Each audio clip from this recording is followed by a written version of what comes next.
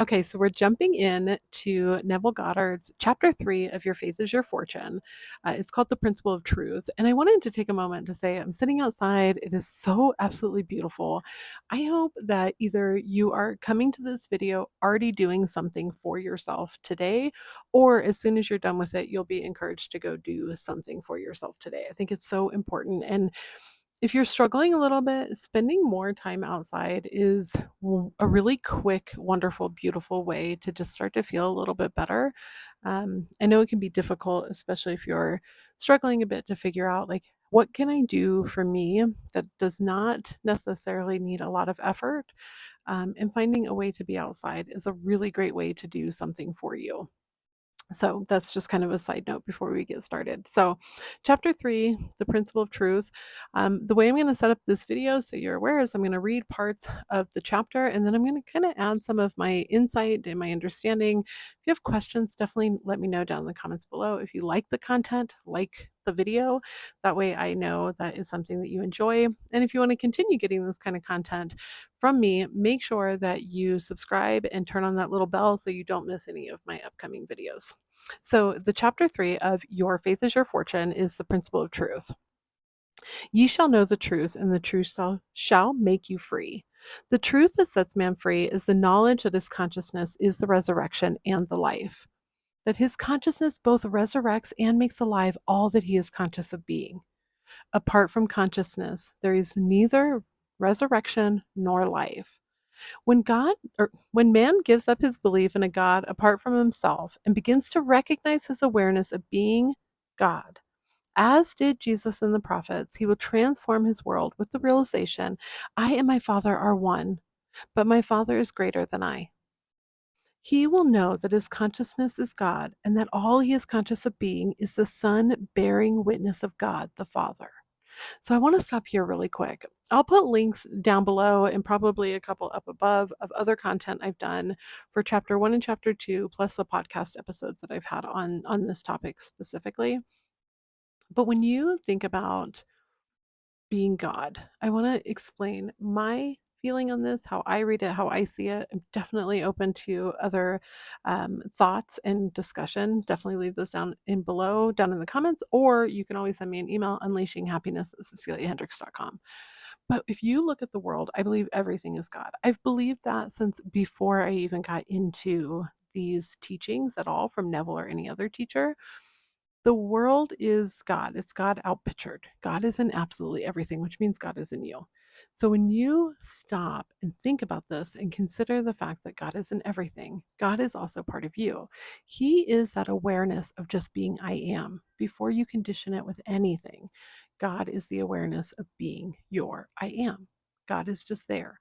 No matter what situation you're in or what type of condition you've placed on yourself and what you've believed of yourself, what will never change is the fact that you are I am, right? And that is God. So then when you condition those are the conditions that can actually change. And my other video talking about chapter 1 and chapter 2 in the podcast episode went much more into detail about this. So go watch that if you have kind of more questions about it. But that's where we're starting from. And unless you are conscious, you would be nothing, right? Like you have to have the I am to be anything. And then you start conditioning it. And when you start to believe this of yourself and understand and really pay attention, to me, it's the only thing that makes logical sense. I am here, right? I am just being. And then I place those conditions. I am female. I am a mother.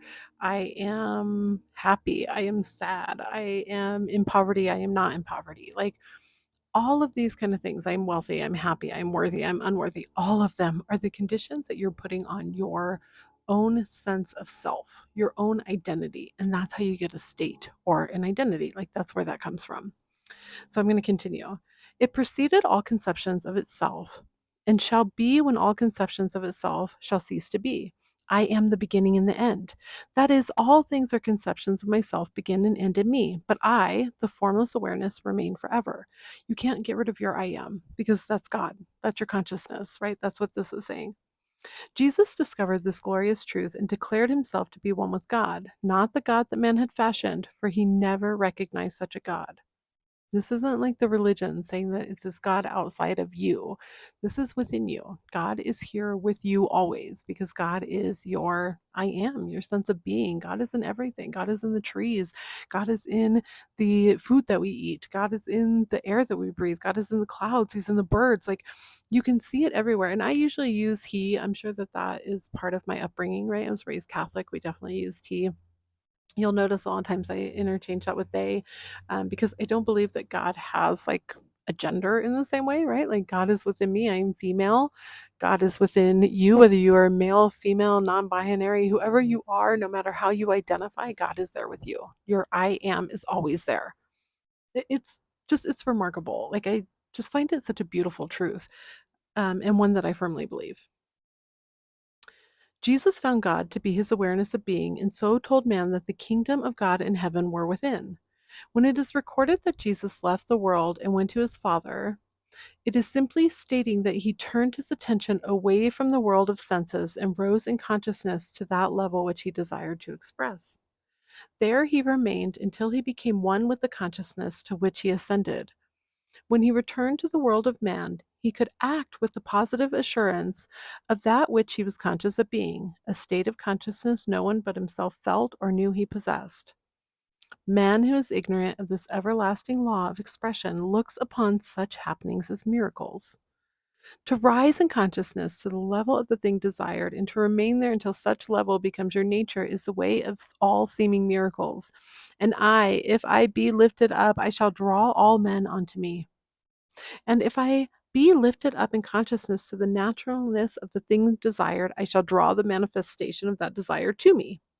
Okay, so let's think about this one. So it is essentially saying that Jesus turned his attention from senses, whether there's something that's going on in this external world. A lot of people refer to it as your 3D. If you look at this world, those are your senses. If you're putting all of your faith into your current conditions, the current things, the current stuff that you're experiencing with your senses and not putting faith into the unseen, this can kind of can create a cycle. You're allowing these experiences in the world to sway you. And I've mentioned before that if you look back on life, things have changed for you, right? Like you're probably not really the same person that you were 20 years ago. You're not the same person that you were 10 years ago because these conditions can always change. The conditions you place on your I am is totally changeable. So start to open up your world to the possibility of having more than what you have now. Start to open up the understanding that there's more available to you that you just can't see yet. There's stuff coming in your quote unquote future that you're not aware of. But it's there, right? It's still coming. It can still change. So, the more that you allow this possibility, the more that you can relax into your own faith. And when you turn your attention away from the senses and just say, no, this is what I am conscious of being. I'm going to continue to place my attention there. You're returning to your Father. You're returning to your I am state to say, I am reconditioning my state of being. I am reconditioning who I've decided I am. I'm reconditioning the things that I believe. And it sounds so simple. I know that it's not always that simple. It's still not always that simple for me. I've had a lot of successes. I have a deep faith, and I still sometimes am like, okay, I'm not living as if I have faith. I am allowing these external conditions to sway me all over the place, and this is not the way that I want to continue. So it's just something food for thought, I guess you could say. And let me go back down here. Ah, my consciousness is the Father who draws the manifestation of life to me. The nature of the manifestation is determined by the state of consciousness in which I dwell. I am always drawing into my world that which I am conscious of being. If you are dissatisfied with your present expression of life, then you must be born again. Rebirth is the dropping of that level with which you are dissatisfied and rising to the level of consciousness which you desire to express and possess.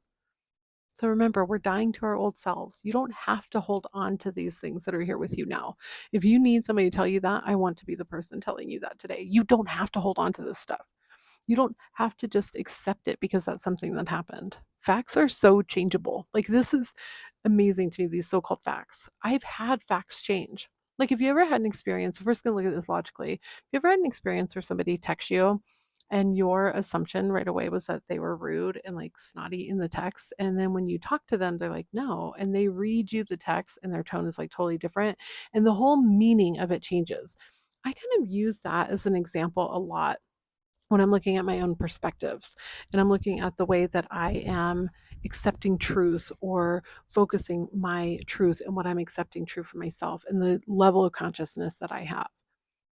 If that can change because of my perspective changing, everything else can change because my perspective has changed.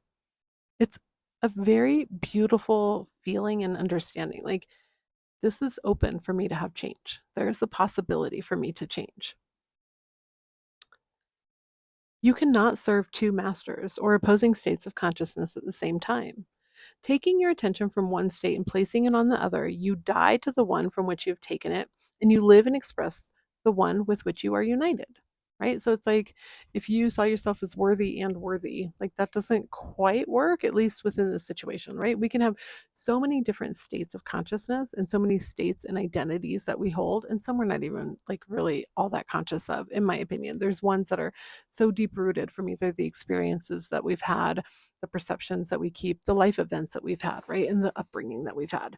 There are things that until I start to really pay attention, I'm not going to realize was probably conditioned onto my own I am based on my life experiences and things that I had happen while I was growing up. And it's okay to say, all right, I want to slowly change this. I want to start being open to the possibility of having more in my own life. And as I'm doing that, my state of consciousness changes. This is why doing like self love, self worth, and self concept work is so important. No matter if you're looking for a relationship, a wealth, to just feel better, have more confidence, anything really, a new home, a new car, whatever it is. Because the more that you show up for yourself, the more that you're slowly shifting that state, that slowly shifting your state of consciousness, the I am condition that you have, because you're showing up more for yourself. And then the more that you confirm these things to you, you're telling your brain, I want to see this in my world. And then as you pay attention to that, you start to pick up on these small wins like, oh, now here I can see where this actually happened for me. Or I can see how more love is being reflected back to me. I can see how I'm getting messages from people or compliments from people, or just overall, I'm treating myself better. My morning thoughts are changing. These are the ways that you can actually use your habits, your own perceptions, the way you're talking to yourself, the way you're viewing yourself to make really, really beautiful changes in your own life and to your own self concept.